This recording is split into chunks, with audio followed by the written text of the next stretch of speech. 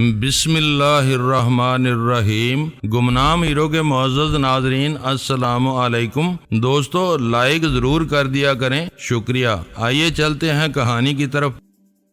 میرے لیے صدمے والی کوئی بات نہیں ہونی چاہیے تھی بھائی، اگر رحیلہ کے رویے میں کوئی ڈکی چھپی بیگانگی تھی تو مجھے اس سے کیا، میرا کون سا اس سے کوئی تعلق خاطر تھا؟ لیکن اپنی تمام تر دلیلوں اور منطق کے باوجود میں اپنے آپ کو نہیں سمجھا سکا۔ میں نے یکلخت اپنے آپ کو ملول و افسردہ محسوس کیا۔ کیا بات ہے، بڑا سناٹا چھایا ہوا ہے؟ میں نے پزمردہ سی آواز میں پوچھا۔ یہاں تو ہمیشہ سناٹا رہتا ہے، وہ گہری گہری نظروں سے مجھے دیکھتے ہوئے بولی۔ آپ نے یہاں شور و گل کب سنا ہے؟ نہیں، میرا مطلب ہے کوئی نظر نہیں آ رہا، کہاں گئے ہیں سب لوگ؟ میں کچھ گڑبڑا سا گیا۔ ابو آفس گئے، راشد کو اپنے کسی دوست سے کام تھا، امی کا آج ایک اسپیشل قسم کا ایکس رے اتروانے کے سلسلے میں ڈاکٹر سے اپائنٹمنٹ تھا، وہ وہاں گئی ہیں، باقی رہ گئی میں یہاں آپ کے سامنے بیٹھی نئے خان ساما کا بنایا ہوا یہ بد ذائقہ قسم کا آملیٹ چبا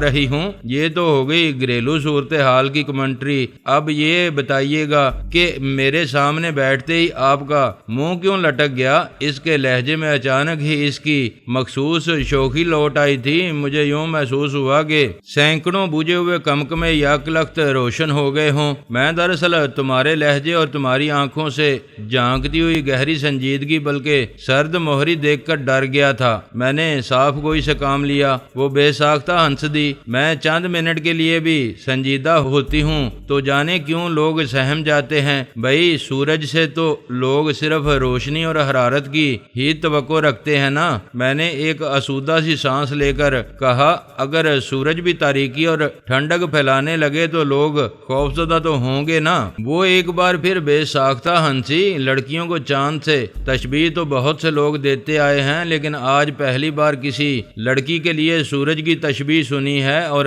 عجیب اتفاق ہے کہ وہ لڑکی میں ہوں۔ میرے نزدیک حسن ہی نہیں اور بھی بہت سی خوبیوں کی علامت سورج ہے، چاند نہیں۔ میں نے کہا، چاند مجھے یاسیت کی علامت لگتا ہے جو ٹھنڈی ٹھنڈی روشنی دیتا ہے برسات کی سونی راتوں میں۔ واہ، یہ تو مصرع ہو گیا۔ رحیلہ گویا محظوظ ہوتے ہوئے بولی، اتفاق سے یہ ایک مصرع ہی ہے، لیکن شاعر نے یہ جگنو کے لیے کہا تھا۔ میں نے چاند پر جڑ دیا، میں نے بتایا۔ بہرحال سلیقے سے جڑا ہے، اس نے گویا مجھے داد دی۔ کاش مجھے اور بھی باتیں کہنے کا سلیقہ ہوتا، میں نے ٹھنڈی سانس لے کر کہا۔ مثلاً اس نے شریر نظروں سے میری طرف دیکھا۔ اس دوران میں ملازم نے میرے لیے ناشتہ لگا دیا تھا، وہ ناشتہ لگا کر جا چکا تو میں نے دھیمے لہجے میں کہا، میں نے کہا نا کہ اگر سلیقہ ہوتا تو ہم بھی بات کرتے، جب سلیقہ ہی نہیں تو بات کرنے کا کیا فائدہ؟ بات کر کے دراصل بات خراب ہی کرنی ہے۔ پھر بھی آپ کہیں تو صحیح، اس کے لہجے میں دبا دبا سا اشتیاق تھا۔ بعض باتیں بے ساختگی میں ہی اچھی لگتی ہیں، ان میں اگر ناپ تول کر الفاظ استعمال کیے جائیں اور بڑی کوشش کے ساتھ شاعرانہ سلیقہ پیدا کیا جائے تو ان کا حسن جاتا رہتا ہے، کیونکہ ان میں سے خلوص کی مہک اڑ جاتی ہے۔ باتیں وہ خود بھی حقیقتاً بے ساختہ ہی کرتی تھی، پھر بھی ان میں اتنی درستی اور سلیقہ نظر آتا تھا کہ تیر کی طرح دل میں ترازو ہو جاتی تھیں، اور جب وہ غیر سنجیدہ ہوتی تھی تو کوئی سوچ بھی نہیں سکتا تھا کہ وہ دل کو چھو لینے والی باتیں بھی کر سکتی ہے۔ چند لمحے پہلے وہ مجھے سرد مہر اور سنجیدہ نظر آئی تھی تو میرا دل ڈوب سا گیا تھا، اور اب اس کی حسین و شفاف آنکھیں میری جانب نگراں تھیں۔ وہ پورے انہماک و اشتیاق سے میری بات سن رہی تھی تو میرا دل بلیوں اچھل رہا تھا، اور میں اپنے رگوں پہ میں یوں سنسنی محسوس کر رہا تھا جیسے میں بالکل ہی نو عمر لڑکا ہوں، اور اپنے سے کہیں بڑی اور بکرات قسم کی لڑکی سے اظہار محبت کرنے کے لیے بےتاب ہوں، مگر مجھے موزوں الفاظ نہیں مل رہے۔ میں خود بھی حیران تھا کہ 2 راتوں میں ہی یہ کیا انقلاب آ گیا تھا کہ اس لڑکی کی جنبش ابرو سے میرے محسوسات میں اتھل پتھل ہونے لگی تھی۔ میرے جذبات گویا اس کے اشاروں کے تابع ہو گئے تھے۔ اب تم مجھے سلیقے کے بغیر بات کرنے کی اجازت دے ہی رہی ہو تو سنو۔ میں نے دونوں کوہنیاں میز پر رکھ کر قدرے جھکتے ہوئے کہا، بات صرف اتنی سی ہے کہ میں تمہاری محبت میں مبتلا ہو گیا ہوں بہت بری طرح، اور مجھے اندیشہ ہے کہ میری شدت کا یہی عالم رہا تو میں ذہنی توازن کھو بیٹھوں گا، کیونکہ مجھ جیسا کم تر اور حقیر آدمی یہ توقع تو کر نہیں سکتا کہ میری محبت کے جواب میں تم جیسی لڑکی بھی مجھے پسند کرنے لگے گی۔ میں خوش فہم قطن نہیں ہوں، چنانچہ اپنی اس نیم مجنونانہ کیفیت کو مد نظر رکھتے ہوئے میں اس نتیجے پر پہنچا ہوں کہ جتنی جلد بھی یہاں سے چلا جاؤں بہتر ہے۔ اپنے دل و دماغ اور اعصاب کو خواہ مخواہ کی جان خیزی میں رکھنے کا کیا فائدہ؟ وہ چند لمحے ایک ٹک میری طرف دیکھتی رہی اور میرا دل امید و بیم کی سی کیفیت میں دھڑکتا رہا کہ معلوم نہیں اب وہ کیا کہہ دے۔ جب وہ پوری طرح میرا مفہوم سمجھی تو اس نے کسی نہایت ہی شرمیلی لڑکی کی طرح سر جھکا لیا۔ اس کے رخساروں پر سرخی اور گہری ہو گئی اور پنکھڑیوں جیسے ہونٹ یوں کپ کپائے جیسے اس نے کچھ کہنا چاہا ہو مگر کہنے میں کامیاب نہ ہو سکی ہو، مگر اس کا یوں شرما کر سر جھکا لینا خود اپنی جگہ ایک جواب تھا۔ اف میرے خدایا! میں بے ساختہ بول اٹھا، میں حقیقتاً حیران ہوئے بغیر نہیں رہ سکا تھا۔ تو تم شرمانا بھی جانتی ہو؟ کیوں، کیا میں لڑکی نہیں ہوں؟ اس نے سر اٹھا کر نہایت سادگی و معصومیت سے پوچھا۔ لمبی پلکوں کی جھالروں کے تلے اس کی نیلی آنکھوں میں حیرانی تھی۔ اس کا سوال واقعی لاجواب کر دینے والا تھا۔ میں ایک بار پھر گڑبڑا سا گیا۔ نہیں، میرا مطلب یہ تھا کہ تم اتنی تیز و ترار لگتی ہو، اتنی راست گو، اتنی آزاد خیال، جوڈو کراٹے کی ماہر۔ مجھے یہ توقع نہیں تھی کہ تمہارے رخساروں پر بھی یوں گلاب کھل سکتے ہیں، تمہاری پلکیں بھی یوں بوجھل ہو سکتی ہیں، مگر اب یہ سب کچھ دیکھا ہے تو تم پہلے سے بھی زیادہ بھلی لگی ہو، نیزے کی انی کی طرح میرے دل میں اور بھی گہری اتر گئی ہو۔ میری ایک دوست ہے، وہ جذبات کے گرداب سے نکل کر بالوں میں انگلیاں پھیرتے ہوئے بولی، عمر میں مجھ سے کچھ بڑی ہے، اسکول اور کالج مجھ سے سینئر تھی، بس اتفاقاً ہی میری دوست بن گئی تھی، مگر پھر ادھوری۔ تعلیم چھوڑ کر والدین کے ساتھ انگلینڈ چلی گئی، وہاں پڑھتی رہی، پھر والدین خاص طور پر اس کی شادی کرنے کے لیے پاکستان آئے۔ اس کی شادی ہوئی تو رخصتی کے موقع پر وہ بھی ایک عام مشرقی لڑکی کی طرح عروسی جوڑا پہنے اپنے والدین سے گلے مل مل کر داڑیں مار مار کر رو رہی تھی۔ یہ منظر دیکھ کر ہماری ایک ذرا کم پڑھی لکھی قسم کی رشتہ دار خاتون بڑے حیرت سے اپنی سہیلی سے بولی، بھائی کمال ہے، اتنی ماڈرن لڑکی، اتنی پڑھی لکھی، اتنا عرصہ ولایت میں رہی، مگر بالکل عام لڑکیوں کی طرح رو رہی ہے۔ مجھے یہ تو معلوم نہیں ہو سکا کہ یہ بات وہ لڑکی کی تعریف کے طور پر کہہ رہی تھی یا اپنی دانست میں اس کے عیب کی نشاندہی کر رہی تھیں۔ بہرحال ان کے لہجے سے جھلکتی ہوئی حیرانی کو محسوس کر کے مجھے بڑی ہنسی آئی۔ ان خاتون کے خیال میں شاید میری دوست جیسی لڑکیوں میں شرمانے کی اہلیت باقی نہیں رہتی، یا پھر انہیں شرمانے کا حق حاصل نہیں رہتا۔ کچھ اسی قسم کی بات آج آپ نے کی ہے۔ بھائی لڑکی تو ہر حال میں لڑکی ہی رہتی ہے نا، اس کے ان گنت جذبے تو اچھوتے ہی رہتے ہیں نا۔ میں ناشتہ کرنا بھول گیا تھا اور دم بخود بیٹھا اس کی طرف دیکھ رہا تھا۔ وہ خاموش ہوئی تو میں جیسے چونک کر کسی اور ہی دنیا سے حقائق کی دنیا میں واپس آیا۔ میں نے دھیمے لہجے میں کہا، اس کم عمری میں تمہارے خیالات میں سمندروں جیسی گہرائی ہے، اور جوں جوں تمہاری شخصیت پرت در پرت میرے سامنے منکشف ہوتی جا رہی ہے، میں زیادہ سے زیادہ تمہاری ذات کا اسیر ہوتا جا رہا ہوں۔ میں تم جیسی ایک لڑکی کے بارے میں اکثر سوچا کرتا تھا، لیکن مجھے یقین نہیں تھا کہ دنیا میں ایسی کسی لڑکی کا وجود بھی ہوگا۔ تمہارا ملنا مجھے ایک خواب سا لگتا ہے، اندیشہ محسوس ہوتا ہے کہ ابھی آنکھ کھلے گی اور یہ خواب ٹوٹ جائے گا۔ یہ سب باتیں تو اپنی جگہ، لیکن میری اصل بات کا تو جواب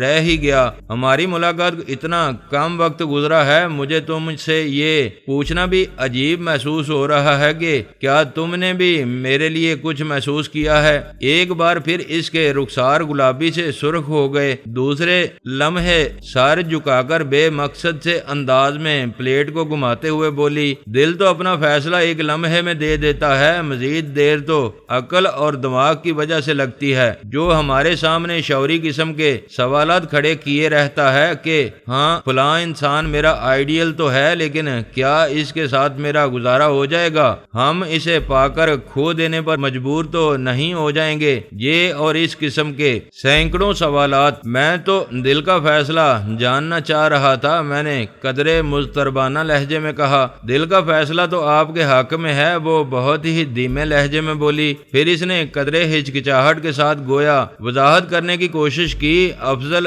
مجھے دراصل تمہارے کھرے پن نے بہت متاثر کیا ہے، تم جو کچھ بھی ہو اپنے آپ کو اس سے زیادہ ظاہر کرنے کی قطعاً کوشش نہیں کرتے، تمہارے انداز و اعتبار میں کسی بھی اعتبار سے تصنع یا بناوٹ نہیں ہے، جو اس امر کا ثبوت ہے کہ تم کسی کے مقابلے میں احساس کمتری میں مبتلا نہیں ہوتے۔ بس کچھ ایسا ہی میرا آئیڈیل تھا، تمہیں میرے دل نے ہی نہیں میرے دماغ نے بھی قبول کر لیا ہے۔ رحیلہ شدت جذبات سے میری آواز گلے میں اٹکنے لگی۔ زندگی مجھ پر کبھی بہت ہی نامہربان رہی ہے اور کبھی بہت ہی مہربان، بہرحال میں نے اس کی مہربانیوں کو ہی یاد رکھا ہے اور نامہربانیوں کو بلاتا چلا آیا ہوں، اور میرا خیال ہے زندگی کی سب سے بڑی نوازش آج میرے حصے میں آئی ہے تو خوشی کی شدت سے میری عجیب حالت ہے، یوں لگ رہا ہے جیسے میری روح پھڑ پھڑا کر جسم کے قبض سے آزاد ہو جائے گی۔ وہ دھیرے سے ہنس دی، وہ جب آہستہ ہنستی تھی تو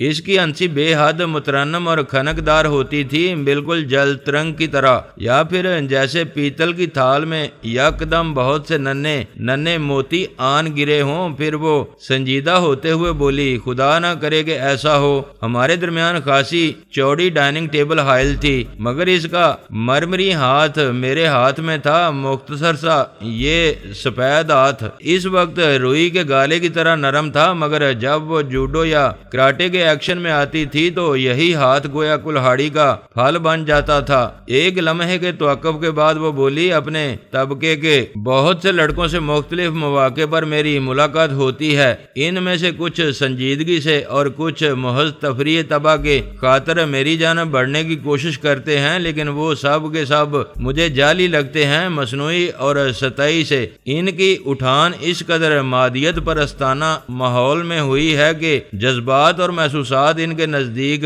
محض اداکاری کا دوسرا نام ہے۔ وہ دل اور دل کے زیرو بام کی بات کرتے ہیں تو صاف لگتا ہے کہ جھوٹ بول رہے ہیں۔ میرے طبقے کے لوگوں میں سب کچھ ہے، مگر بے ساختگی اور کھرا پن نہیں ہے، جو میری نظر میں بہت زیادہ اہم ہے۔ میں لمبی چوڑی بات نہیں جانتا، میں نے اس کے ہاتھ کو تھپکتے ہوئے کہا، میں تو محض ایک پتھر ہوں۔ میری خوش نصیبی ہے کہ میں اپنی اصل شکل و صورت میں تمہیں اچھا لگا ہوں، تمہاری ایک نظر نے مجھے ہیرا بنا دیا ہے۔ ملازم کی آہٹ سن کر میں نے اس کا ہاتھ چھوڑ دیا۔ ملازم ٹرے میں کافی لیے آ رہا تھا۔ ہم نے ناشتے سے صرف چھیڑ چھاڑ ہی کی تھی، کھایا کچھ نہیں تھا، اور اب تو مجھے کھانے کی کوئی خواہش نہیں رہی تھی، اور شاید یہی حال رحیلہ کا تھا۔ ملازم کے جانے کے بعد وہ گویا سلسلہ کلام جوڑتے ہوئے بولی، میرے طبقے کے لڑکوں میں سے کچھ کو شاید میں شکل و صورت کی وجہ سے اچھی لگتی ہوں گی، اور کچھ کو اپنے اوصاف اور سرگرمیوں کی وجہ سے، کچھ کی نظر میں میری اہمیت محض اسٹیٹس کی وجہ سے ہوگی۔ وہ اپنے ذہن کے کمپیوٹر سے حساب کتاب لگاتے ہوں گے کہ مجھے حاصل کر کے ان کی موروثی دولت میں کتنے فیصد اضافہ ہوگا اور دیگر کیا فوائد حاصل ہوں گے۔ مجھے معلوم ہے ان میں سے کسی کے دل میں میری کسک نہیں ہے، کوئی یہ محسوس نہیں کرتا ہوگا کہ اگر میں اسے نہیں ملی تو اس کی زندگی ویران ہو جائے گی، بلکہ سب اس انداز میں سوچتے ہوں گے کہ اگر رحیلہ نہ ملی تو فلاں ٹھیک رہے گی، اور اگر فلاں بھی نہ ملی تو پھر فلاں ٹھیک رہے گی۔ اس لیے ان سے مجھے کوئی اچھا نہیں لگتا، لیکن میں نے کہنا چاہا، مجھے معلوم ہے۔ وہ میری بات کاٹتے ہوئے ہاتھ اٹھا کر بولی، مجھے معلوم ہے آپ میرے بارے میں کیا محسوس کرنے لگے ہیں، اسی لیے تو میں نے 2 دن کی شناسائی میں یہ ہاتھ آپ کے ہاتھ میں دے دیا ہے، ورنہ اس ہاتھ کو تھامنے کی حسرت میں جانے کتنوں نے منہ کی کھائی ہے۔ آج مجھے یقین آ گیا ہے کہ جذبے سچے ہوں تو ناممکن بھی ممکن ہو جاتا ہے۔ میں نے گہری سانس لے کر کہا، سچے اور کھرے انسانوں کے درمیان رہ کر خود بھی سچا اور کھرا بن کر انسان بڑا سکھی رہتا ہے۔ وہ مربیانہ لہجے میں بولی، تم نے دیکھا ہوگا کہ میری دوست لڑکیاں اور ان کے ساتھی بھی اسی قسم کے لوگ ہیں۔ وہ اگر دولت مند بھی ہیں تب بھی ان میں تکلف، تصنع یا لالچ نہیں ہے، اور نہ ہی انہیں ہر وقت اپنے اسٹیٹس کی حفاظت کرنے کی فکر لگی رہتی ہے۔ ہاں، جتنوں سے میں ملا ہوں انہیں تو میں نے ایسا ہی پایا ہے۔ میں نے تسلیم کیا، اور واقعی تم لوگوں کے ساتھ وقت گزار کر مجھے پہلی بار احساس ہوا کہ زندگی کی اصل مسرت کیا ہے۔ دفعتاً میرے ذہن کے کسی اندھیرے گوشے میں سے جیسے کوئی سمپولیا میرے شعور میں رینگ آیا۔ میری ذات کے گنبد میں اندر ہی جیسے کوئی آواز گونجی، دوگلے انسان اپنی محبت اور اپنے محسوسات کے بارے میں تو بہت سچ بول رہا ہے، مگر اپنی ذات کے گنبد میں سب سے بڑی سچائی چھپائے بیٹھا ہے۔ اسے یہ بتا کہ تو در حقیقت کون ہے، تیرا پیشہ کیا ہے۔ وہ اتنی معصومیت اور سادگی سے ذات کی سچائی کا فلسفہ بتا رہی ہے اور اس کی ہاں میں ہاں ملا رہا ہے، مگر اپنی ذات کے بارے میں جھوٹ کیوں بول رہا ہے۔ مگر دوسرے ہی لمحے میں نے اندر ہی اندر گویا اپنے آپ کو محبت اور جنگ میں سب جائز ہے۔ میں رحیلہ کی نظر میں تو سچا ہوں نا، باقی باتیں پھر دیکھی جائیں گی۔ پیشے کی کیا اہمیت ہے؟ اگر میں اس کی نظر میں اچھا ہوں تو مجھے اس کو توڑنا نہیں چاہیے، اسے بھی صدمہ ہوگا اور مجھے بھی اسے کھونے کا صدمہ برداشت نہیں کر سکتا۔ یوں میں خاموش رہا اور تقریباً مطمئن بھی۔ دل میں ایک خرش تھی مگر میں نے اسے دبائے رکھا۔ رحیلہ پلیٹیں اپنے سامنے کھسکاتے ہوئے بولی، اپنے محبت کی ہر بات کی تان چونکہ شادی پر آ کر ٹوٹتی ہے، اس لیے میں ایک اور بات کی وضاحت کرتی چلوں۔ شادی کے بارے میں اپنے ڈیڈی کے فیصلے سے کبھی اختلاف نہیں کروں گی، اور یہ بات طے ہے کہ ڈیڈی میری شادی کی کسی ہم پلہ خاندان میں ہی کریں گے۔ وہ لڑکے کی دولت مندی کو بہرحال بہت اہمیت دیں گے، اس لیے میں چاہتی ہوں کہ آج کے بعد سے اپنا نصب العین بنا لو کہ تمہارا جو بھی کاروبار ہے اسے ترقی کے زینے کے لیے جتنی بھی زیادہ سے زیادہ محنت ممکن ہوگی تم کرو گے اور جلد از جلد ہماری سطح پر آنے کی کوشش کرو گے۔ اب مسئلہ صرف معمولی سی تیز کام کا ہے۔ بہرحال وقت ہمارے پاس کافی ہے، ابھی ہماری عمریں کچھ ایسی زیادہ نہیں ہیں۔ میں نے اسے یہ نہیں بتایا کہ جلد از جلد آگے آنے کے مواقع میں خود کتنا بے چین تھا، اس کے بجائے میں نے پرعزم لہجے میں کہا، تمہاری محبت کی شے پا کر تم دیکھنا کہ میں کتنی تیزی سے ابھرتا ہوں۔ میں ریس کا وہ گھوڑا ثابت ہوں گا جو بظاہر بہت پھسڈی نظر آتا ہے مگر دیکھتے ہی دیکھتے سب سے آگے نکل جاتا ہے۔ ویسے یہ حقیقت تھی کہ اس کے اقرار محبت سے میرے عزائم کو نئی زندگی ملی تھی۔ جس کام کے لیے میں نے اپنے ذہن میں 1 سال کا ہدف رکھا ہوا تھا، اس کے بارے میں اب میں سوچ رہا تھا کہ اسے 1 ماہ میں ہی کر لینا چاہیے۔ تاہم ترقی تو میں اب اسی کام میں کر سکتا تھا جو میں کر رہا تھا۔ کوئی شریفانہ کام کرنے کی تو مجھ میں صلاحیت تھی اور نہ ہی نئے سرے سے تجربے کرنے کی جرت۔ میرے خیال میں مجھے جو کچھ بننا تھا میں بن چکا تھا، اب بات صرف چھوٹے سے بڑا بننے کی تھی۔ اسی دوران آنٹی یعنی رحیلہ کی امی لوٹ آئیں اور ہمارے درمیان اس موضوع پر کوئی بات نہیں ہو سکی، مگر اب مزید کسی بات کی ضرورت بھی کیا تھی۔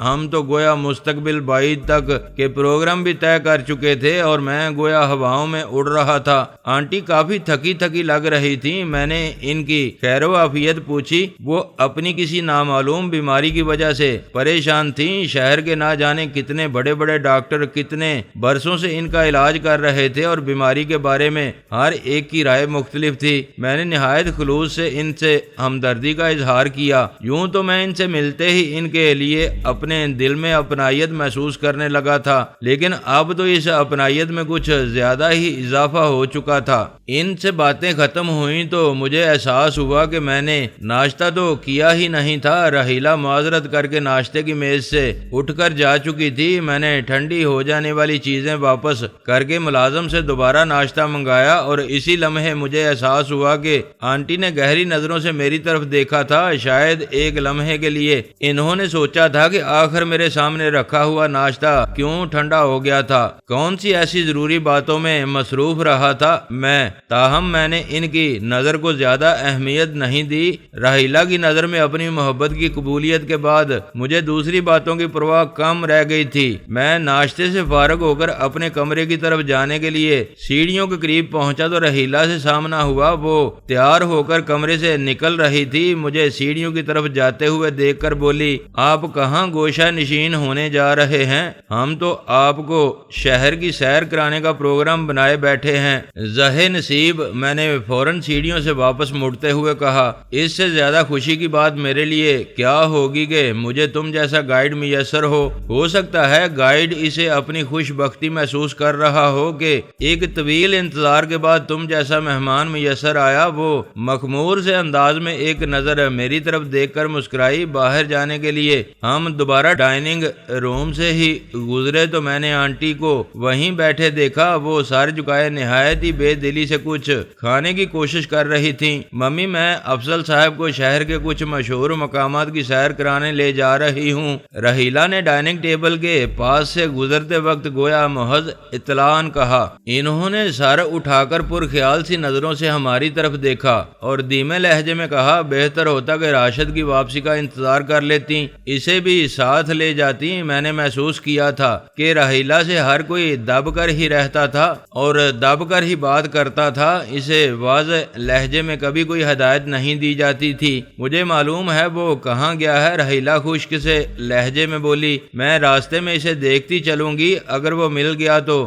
ہم اسے ساتھ لے لیں گے۔ بعد میں مجھے معلوم ہوا کہ اس کا ایسا کوئی ارادہ نہیں تھا۔ وہ راستے میں کہیں نہیں رکی، حسب عادت طوفانی انداز میں اسٹیشن ویگن چلاتی ہوئی سب سے پہلے وہ قائد اعظم کے مزار پر پہنچی، پھر کلفٹن، اس کے بعد کماڑی، اور واپسی میں اس نے گھر کے قریب ہی واقع ہل پارک مجھے دکھایا۔ ویسے تو یہ سب مقامات رات ہی کو دیکھنے کے قابل ہیں۔ ہل پارک کی ایک بینچ پر بیٹھتے ہوئے وہ بولی، لیکن رات کو ہر جگہ بہت ہی رش ہوتا ہے اور اس وقت ہم جیسے کراچی کے پرانے رہنے والوں کو ایسی جگہوں پر جاتے ہوئے کچھ عجیب سا لگتا ہے، کم از کم مجھے تو لگتا ہے۔ میں اپنے آپ کو ضرورت سے زیادہ ہی پینڈو محسوس کرتی ہوں، تھوڑا بہت پینڈو نظر آنے سے تو ہم نہیں شرماتے۔ تبھی تم نے ایک پیشہ ور گائیڈ کی طرح جلدی مجھے تمام خاص مقامات دکھا کر گویا فرض پورا کیا ہے، میں نے مسکراتے ہوئے کہا۔ ہاں، اس معاملے میں تو میں جھوٹ نہیں بولوں گی، وہ بلا تامل بولی، عام تفریحی مقامات پر جانا مجھے بہت بور کام لگتا ہے۔ مجھے صرف ایسے مقامات پر جانے میں لطف آتا ہے جہاں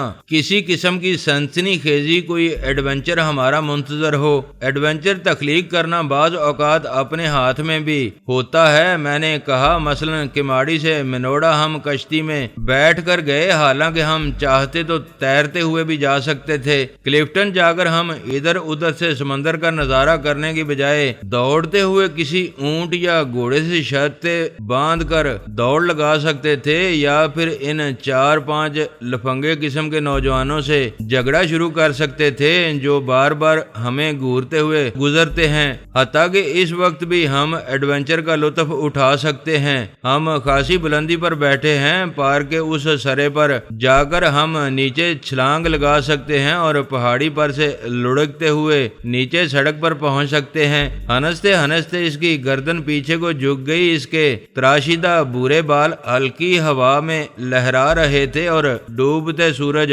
کی کندنی کرنیں اس کے چہرے کے گرد ہالہ سا بنائے ہوئے تھیں۔ اس وقت سرسری سی نظر سے اسے دیکھنے پر گمان گزرتا تھا کہ شاید اس کا تعلق کسی سفید فام قوم سے ہے، مگر عموماً سفید فاموں کے نقوش میں وہ تیکھا پن اور رنگت میں اس راحت کی آمیزش نہیں ہوتی جس کی وجہ سے رحیلہ بے پناہ پرکشش نظر آتی تھی۔ اس کی ہنسی تھمی تو وہ بولی، افضل تم بہت دلچسپ آدمی ہو، اسی لیے آج مجھے تمہارے گائیڈ کے فرائض انجام دینے میں بھی بوریت نہیں ہوئی، ورنہ اس قسم کے کاموں سے میری جان جاتی ہے۔ ویسے بھی میرے خیال میں مقامات قابل دید نہیں، انسان قابل دید ہوتے ہیں، ہمیں ان کا مشاہدہ کرنا چاہیے۔ عمارتوں اور ساحلوں وغیرہ کا کیا ہے، یہ تو یوں ہی اپنی جگہ قائم رہیں گے۔ انسانوں کا کچھ پتہ نہیں، کون کل رہے کون نہ رہے، کون کیا سے کیا ہو جائے اور کس پر کیا بیتے۔ اس لیے یہی بہتر ہے کہ انسانوں سے تعلق یادوں کو دامن میں جمع کیا جائے۔ کیا خیال ہے؟ بعض اوقات تم اتنی گہری باتیں کرتی ہو کہ میں ان میں ڈوب جاتا ہوں، اندیشہ ہے کہ میں اس طرح نہ ڈوب جاؤں کہ لائف گارڈ بھی مجھے نہ بچا سکیں۔ میں نے کہا۔ وہ ایک بار پھر ہنسی۔ ہماری محبت شوخی اور سنجیدگی کا ایک عجیب امتزاج ہے۔ میرا خیال ہے کہ حقیقت میں تو ہم دونوں بے حد سنجیدہ ہیں۔ یہ شوخی تو محض دل بہلاوے اور وقت گزاری کے لیے ہے۔ میں نے کہا۔ میرا بھی یہی خیال ہے۔ وہ جلدی سے بولی۔ جنہیں ہنسی ہنسی میں ایک دوسرے سے محبت ہو جاتی ہے وہ ایک دوسرے کے لیے فنا ہو جاتے ہیں۔ فنا ہونے کا حوصلہ ہے تم میں نے اس کی آنکھوں میں جھانکا۔ تم اپنی کہو۔ اس نے الٹا سوال کر دیا۔ میں تو کچھ بھی نہیں کہتا۔ میں تمہاری خاطر کہاں تک جا سکتا ہوں یہ تو وقت ہی بتائے گا۔ میں نے خلوص دل سے کہا۔ میں نے جو کچھ کہا ہے اسے بھولنا مت۔ وہ دھیرے سے بولی۔ ایسے بن کر دکھانا کہ جب تم ڈیڈی کے سامنے میرے لیے ہاتھ پھیلاؤ تو وہ انکار نہ کر سکیں۔ تم مطمئن رہو یہ میرے سوا کوئی نہیں جیت سکے گا۔ میں نے مضبوط لہجے میں کہا۔ اس کے حسین چہرے پر طمانینت پھیل گئی۔ ایک جوڑا جس کے ساتھ 2-3 سال کا ایک بچہ بھی تھا ہمارے سامنے سے گزرا۔ روش پر جاتے جاتے دونوں میاں بیوی نے کئی بار مڑ کر ہماری طرف دیکھا۔ ایک تو میں اپنی سوسائٹی کے انسانوں کی اس عادت سے بڑی تنگ ہوں۔ رحیلہ گردن جھٹک کر بولی۔ جہاں بھی کوئی لڑکا اور لڑکی اکٹھے بیٹھے ہوں تو اوباش اور نیم اوباش قسم کے چھڑے چھانٹ تو کیا اچھے بھلے مدبر صورت آدمی بھی دور تک اس طرح مڑ مڑ کر دیکھتے جاتے ہیں۔ اگر سامنے مین ہال کا ڈھکنا غائب ہو تو سیدھے اس میں جا گریں۔ اس جوڑے کو تم ان لوگوں میں شمار نہیں کر سکتی۔ میں نے ان میاں بیوی کی طرف اشارہ کیا جو کافی دور پہنچ چکے تھے۔ یہ بیچارے تو ہمیں دیکھ کر شاید ماضی کی بھول بھلیوں میں کھو گئے تھے۔ شاید انہوں نے بھی کبھی اسی طرح کسی بینچ پر بیٹھ کر پیمان و وفا باندھا ہو اور اب پچھتا رہے ہوں۔ رحیلہ نے لقمہ دیا۔ میں نے بے اختیار کہہ لگایا۔ رحیلہ بھی ہنس دی لیکن پھر یک لخت سنجیدہ ہوتے ہوئے بولی۔ لیکن ہم کبھی نہیں پچھتائیں گے ہے نا؟ نہیں کبھی نہیں۔ میں نے اسے یقین دلایا۔ ایک لمحے کے لیے میں نے اپنے آپ کو عجیب سا محسوس کیا۔ میں نے اپنے آپ سے کہا افضل اگر اس وقت تم اپنا تجزیہ کرو تو کیا اپنے آپ کو کسی زنانہ افسانے یا درمیانے درجے کی کسی رومانی فلم کے ہیرو نہیں محسوس کرو گے؟ نرمی و نزاکت کی باتیں کرنے والا، خوابوں کے جال بننے والا، جبکہ تم تو کسی اور ہی دنیا کی پیداوار ہو۔ تمہاری تو لائن ہی کچھ اور ہے۔ میرے اندر سے جانے کون بول اٹھا مگر یہی تو زندگی ہے۔ انسان کی لائن خواہ کچھ بھی ہو مگر محبت کی پیاس تو اس کے وجود سے نہیں نکل سکتی نا۔ میں غلط سلط راہوں کا مسافر ہوں تو کیا ہوا؟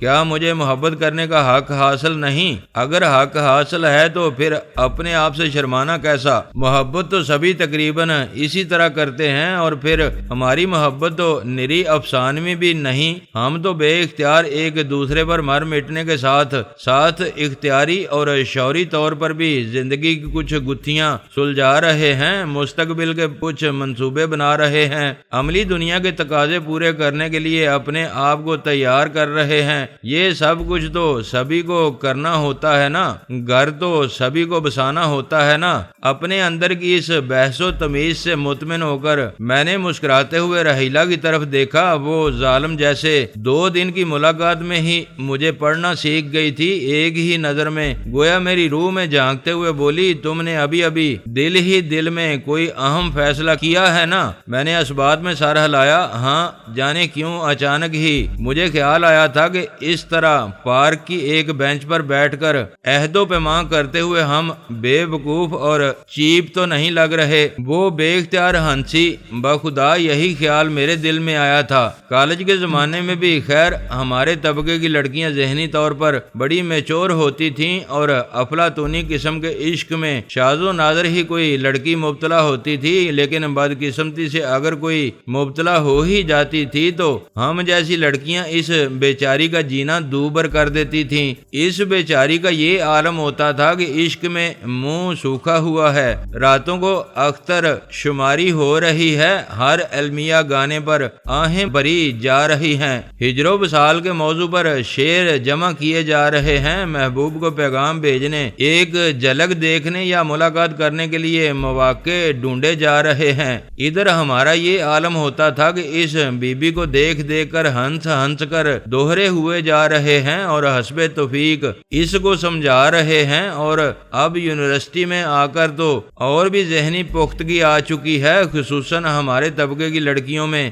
لیکن وہ ایک طویل سانس لے کر رہ گئی۔ لیکن کیا؟ میں نے تجسس سے پوچھا۔ لیکن اب جیسے سب کچھ دھرا رہ گیا ہے، وہ آہ بھر کر بولی۔ دوسروں کے وہ تمام مراحل و مسائل جن پر ہم ہنستے تھے، اب یوں لگتا ہے کہ ان سب سے ہمیں بھی گزرنا پڑے گا، اور مجھے ابھی سے محسوس ہو رہا ہے کہ ان میں بھی ایک لذت ہے، شاید یہی زندگی ہے۔ اس کی آواز سرگوشی میں ڈل گئی۔ اچانک وہ جیسے کسی خواب سے چونک کر اور جرجری سی لے کر بولی، آؤ افضل گھر چلیں۔ ہم گھر پہنچے تو راشد جانے کب کا واپس آ چکا تھا، لیکن آنٹی نے رحیلہ سے نہیں پوچھا کہ ہم نے اسے ساتھ کیوں نہیں لیا تھا۔ اس کے بجائے اسی قسم کی باتیں شروع ہو گئیں کہ کہاں کہاں گئے، کیا کیا دیکھا، کیسا لگا، وغیرہ وغیرہ۔ میں جس جگہ بھی گیا تھا، نہ تو مجھے اس سے کوئی خاص دلچسپی محسوس ہوئی تھی اور نہ ہی اب ان سوالوں سے کوئی دلچسپی محسوس ہو رہی تھی۔ میری دلچسپیاں تو صرف رحیلہ کی ذات تک محدود ہو کر رہ گئی تھیں۔ مجھے خوشی تھی تو صرف اس بات کی کہ آج میں اس کے ساتھ سیر کرتا رہا تھا اور آج ہم نے ان گنت باتیں کی تھیں۔ اب ہماری منزل بے حد واضح اور روشن تھی۔ میں بے حد خوش تھا۔ رات کو اپنے کمرے میں پہنچ کر میں نے لاہور فون کیا۔ محبت کا خمار اپنی جگہ تھا، لیکن میں نے اپنا کام، اپنی ذمہ داریاں، رپورٹ قاسم خان کو دینی تھی۔ قاسم خان مجھے گھر پر ہی ملا۔ سیٹھ واحد سے میری کامیاب مذاکرات کی خبر سن کر اس کی خوشی کا ٹھکانہ نہیں رہا۔ ہم کو گو کے گول مول الفاظ میں ہی بات کر رہے تھے، لیکن میں چشم تصور سے قاسم خان کی کھلی ہوئی باچھیں دیکھ سکتا تھا۔ اس کی خوشی بجا تھی۔ اب تک ہم جتنے خطرات مول لے کر اور جس طرح جان جوکھوں میں ڈال کر جتنا دھندا کرتے تھے، سیٹھ واحد کے ساتھ معاملات صحیح چلنے کی صورت میں ہم اس سے آدھی محنت کر کے دگنا منافع کما سکتے تھے، اور سیٹھ واحد جیسے آدمی سے تعلقات پروان چڑھنے کی صورت میں دیگر فوائد کے امکانات بھی اپنی جگہ موجود تھے۔ ہم سندھ کی مارکیٹ، خصوصاً کراچی کے ساحلی علاقوں سے تعلق رکھنے والے کاروبار میں قدم جما سکتے تھے۔ شمالی مغربی سرحدوں سے کاروبار کرنے والے اسمگلروں کے لیے یہ بہت بڑی کامیابی تھی۔ ان خطوط پر محنت کر کے رفتہ رفتہ وہ بین الاقوامی اسمگلروں کے کم از کم درمیانی طبقے میں تو شمار ہو ہی سکتے تھے۔ ویسے تو خیر بین الاقوامی اسمگلروں کے درمیانے طبقے میں بھی ایسی توپ چیزیں پڑی تھیں جن کے سامنے قاسم خان جیسے اسمگلروں کی کوئی حیثیت نہیں تھی۔